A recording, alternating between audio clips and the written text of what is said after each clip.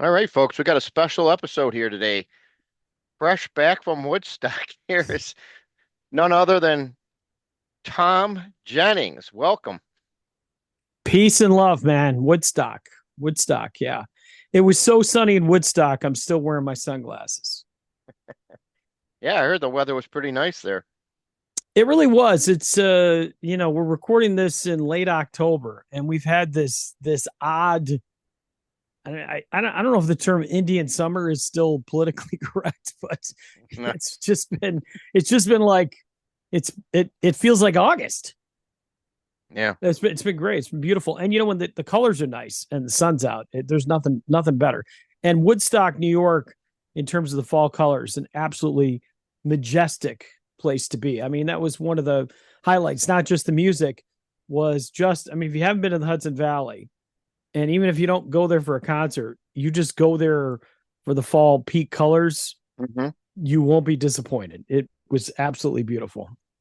All right, why don't you give him a rundown on what you did in I'm going to Woodstock? swap the glasses out because it looks a little on the pretentious side. You can tell. I need regular. Besides, I need regular glasses, so I want to be able to see you. But You want to yeah, you want to be professional. That's what it I is. do. I do. So Woodstock, New York, as some people may or may not know, for the uninitiated, as the term goes, is it was instrumental in inspiring the Woodstock Music and Arts Fair, which happened in 1969. Jimmy Hedge, CCR, Grateful Dead, all those iconic artists, and of course the people that came into the festival and the traffic jams and don't eat the brown acid. We know all that stuff. Hmm. But the Woodstock Festival didn't actually take place in Woodstock, New York. It was originally supposed to be in Woodstock, New York, and the town said, "No, this is you guys didn't plan this well. It's probably going to be a mess." And they were right. But so they moved it to Bethel, which is south of there, and it's actually the Woodstock's not that far from Saugerties, which is where I think it was Woodstock '95, and then the other one was in the Woodstock, which I like to call the Woodstock Fire Pit. That was in Rome, New York, which was nowhere near Woodstock. So yeah, so that's the history of Woodstock. Now, behind me, you can see all around me this Todd Rundgren stuff. I'm a huge Todd Rundgren fan, and Todd was being presented with, they said, the key to the town, key to the city. Typically, when you have these types of honors, we have the key to the city. Hmm. And truth be told, I don't know if you know this, Joey, if I've shared this with you, but I was asked to by my friend Wendy Lonstein Morse. She has two last names, to assist, because Wendy had come up with this idea to get Todd the key to the city when she attended Toddstock a year before. She gave him a proclamation from Woodstock, which is where he used to live, which is where Bearsville Records was located, which is where he recorded in his early years.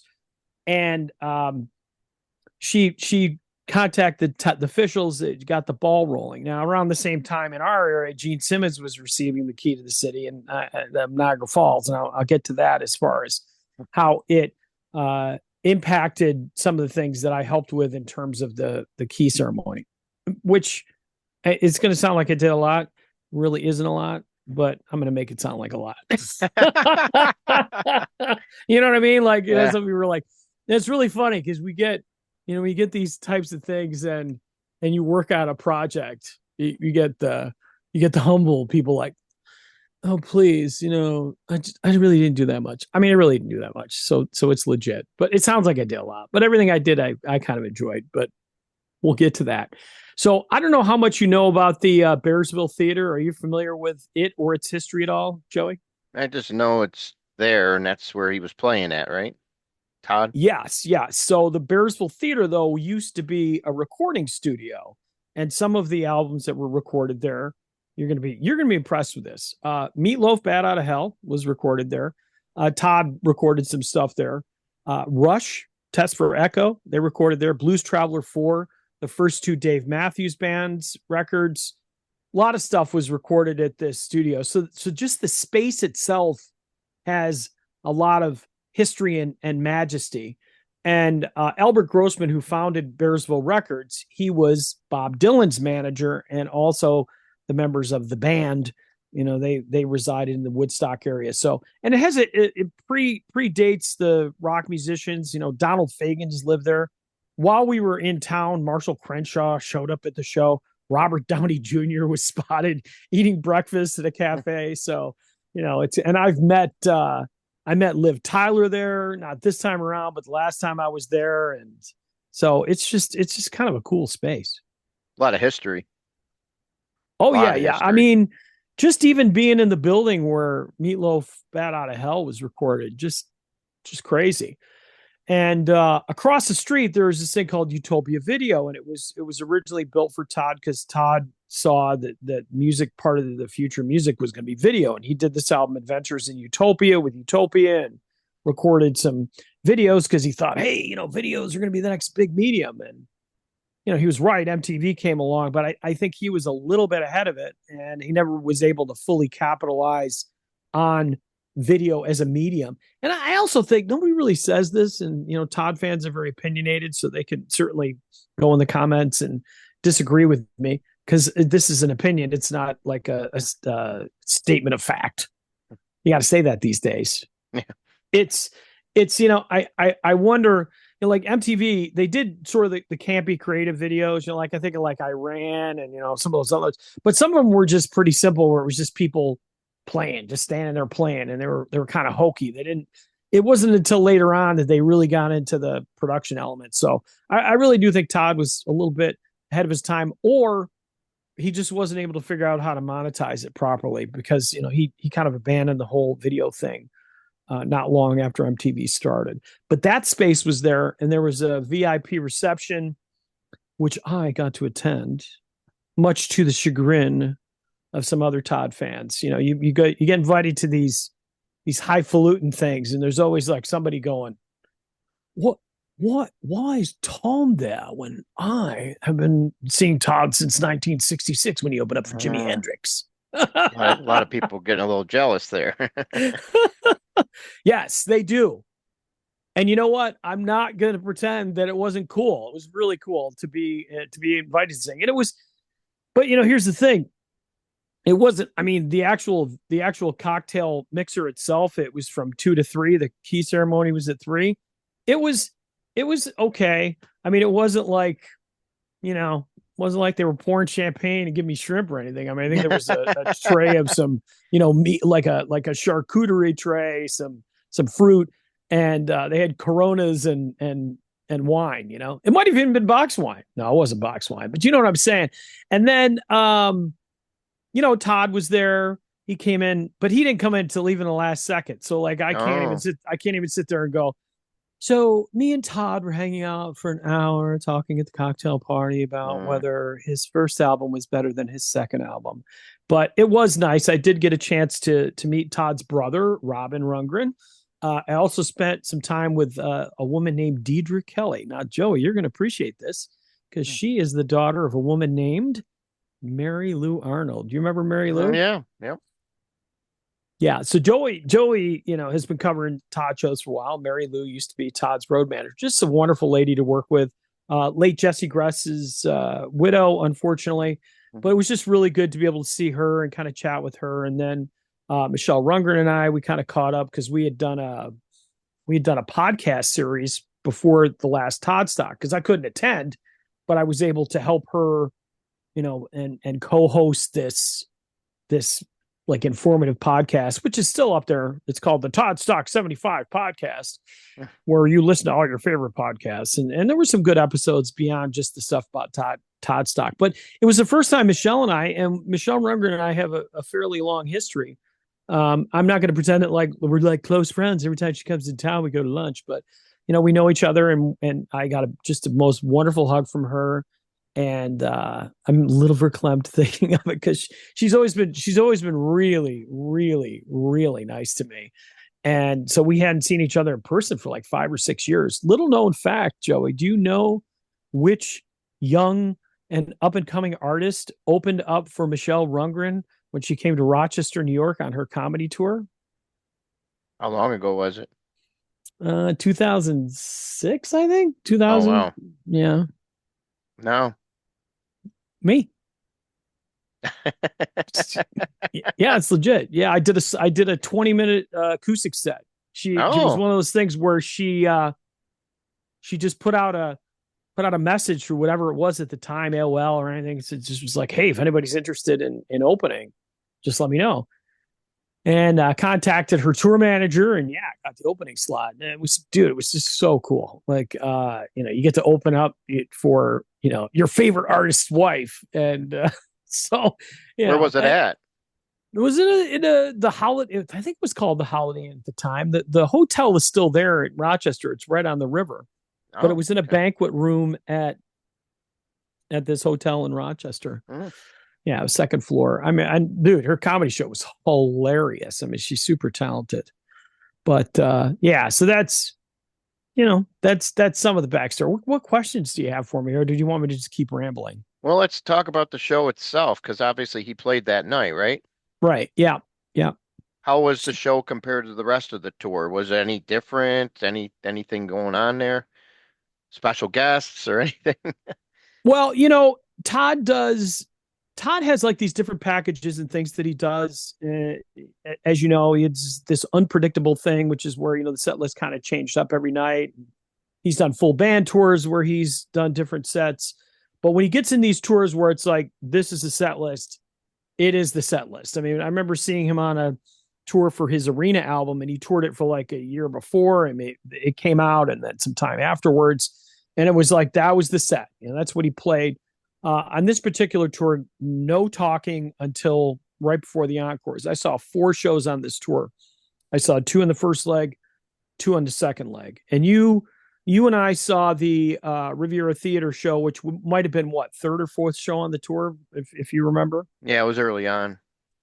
So it was early on, and in fact, there was one song. I might get this wrong, but Todd fans know their stuff, so they'll figure it out.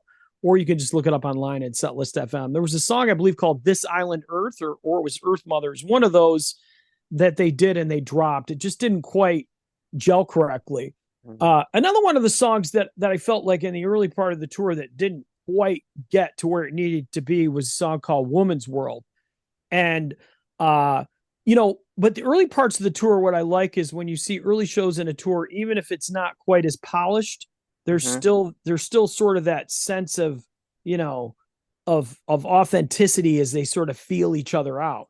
Now, there's always that risk where at some point during the tour, the artist is going to blow his voice out, and Todd has done that. Or you're going to have the reverse, which is the artist's voice reaches its peak near the end. And that is exactly what happened at the show in Woodstock. I mean, his voice was just, compared to the other 3 shows, incredible. And everything, I mean, the musicianship, everything was just so locked, so tight. They didn't sound like a band that was like sick of playing this stuff. They sounded like a band that was like they were just really hitting all their strides, and it was Dialed in. just so. Yeah. Oh, that's the term, man. Just, and you know what? It's a feeling that you get as a concert attendee. It just, there's nothing like it. It just is so cool, and you have those moments where you're just sitting there like, and there was a great crowd too. There wasn't a lot of those Mhm. screamers or any of that other stuff. The room had great acoustics, and it was a small theater. I think it only holds like 400 or 500 people. So it still had more of an intimate feel, and everybody was standing. So it was less of that, as folks, I'm going to give you a news flash about Todd Rundgren's fans and fans of a lot of bands. We're getting a little older, and sometimes it's hard for us to stand for a show unless we're forced to. But that sometimes creates sort of this passive engagement, where you're just kind of sitting back watching the show and waiting until the one song comes that'll make you jump up and sing it. When the crowd is standing throughout the night, I think it actually helps the musician and makes the show that much more intense. And man, it was yeah, it was solid. It was a solid show. It was the second night of 2. I didn't see the first, but I can't imagine that the first show was much better than the Hmm. second show. And I wasn't at the first show, which means it wasn't as good anyway, right? Yeah, I'm surprised you didn't go to both. My day gigs as a teacher, it becomes a challenge, especially early on in the school year, to get specific dates off. Because as Hmm. teachers, and I teach 6 weeks over the summer, so I don't get the whole summer off, but I still have a liberal amount of time off as a teacher. But it's not, but it's weeks. You know what I mean? Like I get, like if I get a week off, it's like I get that week. I don't get the week I want off. I get the week that they give me off. So when I have to take 2 or 3 days to go see a show, I also have to keep in mind my Buffalo Bill schedule because, I have to use personal days for like half days if there's a night game and I need to sleep in. Nobody wants to teach young people after a Bills game and you're tired after a night game. So that's a little aside, but somebody out there's going like this. They're going, yeah, yeah, I get that. All right. Well, give us a final rundown on everything, and any idea what's next for Mr. Rundgren? Has anything else been announced or leaked or anything? Yeah, yeah. Actually, I don't know that's been leaked. I think he's come out with it, but I'll tell you about the ceremony itself real quick because I'll go back to the Yeah. Gene Simmons thing. So for the Gene Simmons key to Niagara Falls, well, you were at that, right? No, I didn't get to go. I was working.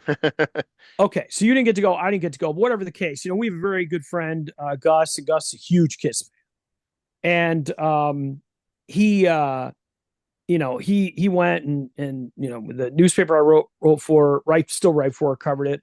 And so I saw the pictures and everything. And one of the pictures I saw was Gene Simmons holding up this sign. I think it was like Gene Simmons Way or Gene Simmons Avenue, something. I don't know. It was a street Hmm. sign.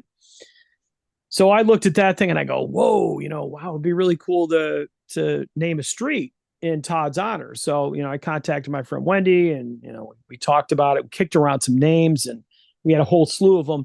And the name that I chose was based on the street that he used to live on in Woodstock. The street's name is Mink Hollow Road. Okay. Now he has a record called The Hermit of Mink Hollow. Are you familiar with this one? Hmm. That's where it gets its title. Meatloaf was actually married, speaking of Meatloaf again, was actually married at Todd's house on Mink Hollow Road. The house is no longer there. They've since torn it down. But they were going to do like, Utopia Road, Todd Rundgren's Utopia Road. There's a lot of different names kicking around. And I had received an email from Michelle Rundgren, and she lives in Hawaii. It said Mahalo on it. Now I always pronounced it Mahalo until Michelle and I did our podcast together. She's like, no, it's Mahalo. Kind of like ukulele is really pronounced ukulele, right? So, but then I thought to myself, well, Mink Mahalo Road. So it combines the past of Todd living in Woodstock and the street that he lived on and the fact that he's in Hawaii, and Mahalo means good fortune. And it's more than just a greeting. Like aloha is hello, but Mahalo is talking about, community and things Hmm. like that. I might be screwing that up a little bit. If anybody wants to correct me, that's fine. So yeah, so Wendy helped secure me an after show pass, and over the years, every now and then I'll get a photo pass which looks like an after show pass, and I'll just sneak backstage.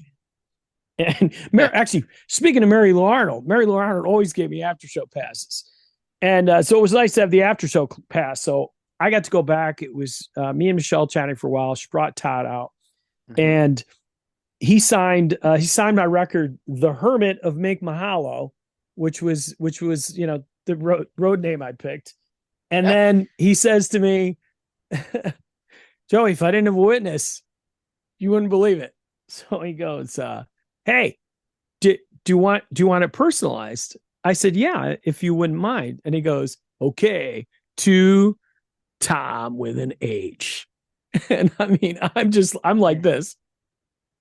Uh, uh, I mean, I'm frozen, there's like this myth in the Rundgren community that, Todd and I Wow. like have dinner together, or whatever. But no, dude, like I'm like all you guys out there.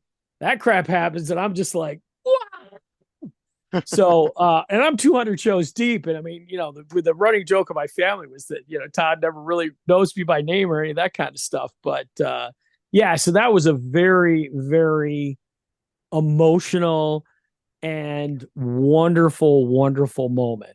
And I will say this as an Hmm. aside, because I've come down from my anger from a few days ago.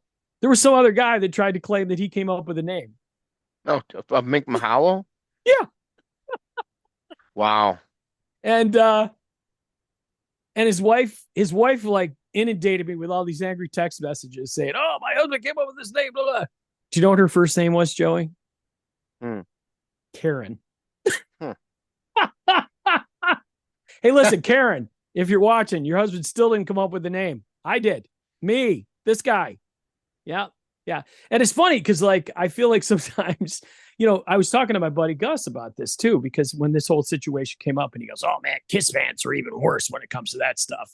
Hmm. And sometimes people get jealous and, all this other stuff. So, hey, listen, at the end of the day, it's about the music, man. We all love music. Joey, you and I are brought together by the fact that we love music. And dude, to be like when you're a fan of a band and you get to have any little teeny bit of that artist's history or Hmm. something cool like that, or just get a signature or 2 minutes backstage, or man, how many dudes have you just hung out by a bus for 2 hours in the rain like Jukebox Hero and just waiting for the guy to sign your stuff? So it was it was a great moment. And I think the I'll wrap up with this. Hmm. I attended the Rock and Roll Hall of Fame induction ceremony for Todd, and he didn't. He was doing a show in Cincinnati that night Right. because he had a personal issue with the Rock and Roll Hall of Fame and their selection process and all that stuff. And we don't need to rehash that. It's been hashed. But he was at this ceremony in Woodstock because it meant something to him. It really did. And the guy that did the key, this guy named Rennie, if you get a chance to go look at the video and look at the key, just Hmm. incredible, just beautiful work of art. Michelle chose it to be foamy, which is the green guitar, which had been stolen for a little while earlier this year. Because other people thought it was going to be the Fool, which was that guitar owned by Clapton, but no, he made this beautiful miniature version of foamy, and foamy has a scratch in it. He actually put the scratch in the case that held the key and the guitar, and then he had the big sign, Mink Mahalo Road. That the name that I came up with, and it was on stage for the whole show. It was on Nice. stage for the show. So I walk into the venue, I see this sign on the back of the stage, and I'm just like, oh. So I went to get a picture of it with my phone. My phone battery's dead. Oh, geez. But my dear friend Jim Snyder, who will never watch this, but Jim, if you ever watch it, I love you, man. Uh, he uh he got a great picture of it. He sent it off to me, so it all worked out in the end. But it's like anything, you always have these little backstories and a little drama. Poor Wendy, who initiated this whole thing. I know that she had to deal with a whole bunch of stuff and all that afterwards or whatever. But I don't know, man, you can't take away from somebody who does something with a pure spirit and a pure heart. And she's just like, she's a fan. Like, she's a fan that Hmm. just was like, hey, man, it'd be cool to get this guy a key to the city. And you could tell from the way Todd spoke that this meant something to him. And the other thing is he showed up, like he was there to receive it. He didn't have to do that. I mean, he could have sent his manager, he could have had his wife take it, he could have had his bus driver take it, but he was there. He accepted it. Uh, so it was a special moment. It was a special moment in Todd Rundgren history. And the other thing I always say, I'm going to wrap up, and then I don't wrap up, but I will wrap up this time. This is where Jesse Gress lived too. Jesse Gress, who was Todd's longtime guitarist that had passed away, and there was I just had a sense, especially with Mary Lou being there, it just felt nice. It felt nice that to some degree, it was in his town too, because you felt like he was able to share in that honor as well. There I'm getting all sentimental on you, Joey. All right. Well, definitely sounds like a great time was had and everything went down smoothly there. And Except for thanks for that sh Karen. Except there's always a Karen somewhere out there. You're always standing in line at the grocery store. You got a Karen. well, But obviously the truth is known though the because, truth is what the truth is, guys. It is what yeah, it is. We because we we we live in a world where everybody's all like, well, there's a gray area. It's as black as this shirt, man. Black and white. Black as the shirt, white as the beard. It is what it is, man. I'm proud of the name. I came up with it. I got no reason to be humble about it. It was me. Hello, it was me. And on that note, Yeah. well, good having you on to discuss and let us know how everything went on this particular for people who weren't able to get out there in the middle of the week and Yeah. see this whole thing themselves, like myself. But much appreciated, and yeah, I can't wait till the next Rundgren show that I'll get to be able to see. So no dates have been announced forward yet. One thing I can't say that's going to happen because I told the person that I wouldn't say anything. Oh, okay. One thing I can say that's going to happen because Todd's already confirmed it is how like he did the celebrating David Bowie tour. Yeah, Um, he's going to be that going that he out. that he didn't show up in Buffalo for, but His Joey, his voice was hurting, and we got to see him in Syracuse with Daryl Hall a couple weeks later, and I he know. mentioned Buffalo. Kind of Yeah, he kind of did. mean, but so but Tom with an H. But yeah, so he's gonna be going out doing this Burt Bacharach show. And Oh, it's like the David Bowie, but they'll be doing Burt Bacharach songs. And I think it's gonna be with this guy Scroat, who right now is coordinating that Beat tour, the King Crimson tribute with yeah. Adrian Belew and Steve Vai. And I don't know. He said a lot of the people. Oh, Chasm Sultan will be with him to do the Burt Bacharach shows, Nice, nice. and Chasm will probably sing. So, you Chasm fans, you got something to look forward to. I love Chasm's voice. I mean, I'm a Utopia fan. They were my band, so I love hearing Chasm sing lead vocals on anything. And man, his solo shows are phenomenal. So, and again, I'm not sure who else there would be. I don't know if Adrian Belew would be involved in that one, but yeah, it should be. That should be a cool show. I don't know. I don't know that many. I probably know a lot more Burt Bacharach Oh yeah, songs you than I remember he know. wrote a lot of songs for a lot of people, including B.J. Thomas, and Yeah. he's got a slew of songs. It's going to sound like that sounds like a very interesting project. Really does. Yeah, it does. I mean, nobody can be the all knowing. I mean, I'm obviously you and I both love music, but yeah, no, I'm just not that familiar with his catalog. I mean, to be fair, I mean, even the David Bowie tour, there were songs that they did that I wasn't really all that familiar with. I mean, I might have heard them hanging out with my buddies and playing records and stuff, but yeah, so that's what I understand.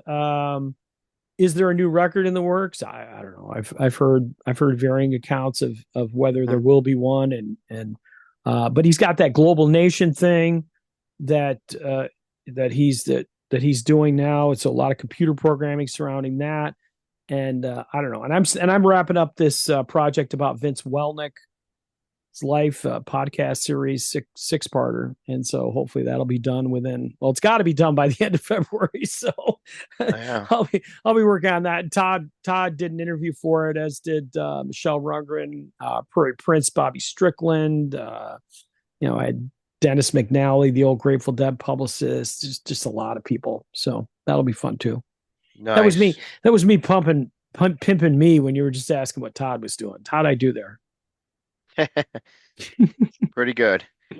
Yeah, so this guy's writing career goes all the way back to like 50s. He started writing songs, and not only did he write a lot of songs, he produced a lot, pretty much a who's who of people he produced as Burt Bacharach. Yeah, hey, this is going to be something.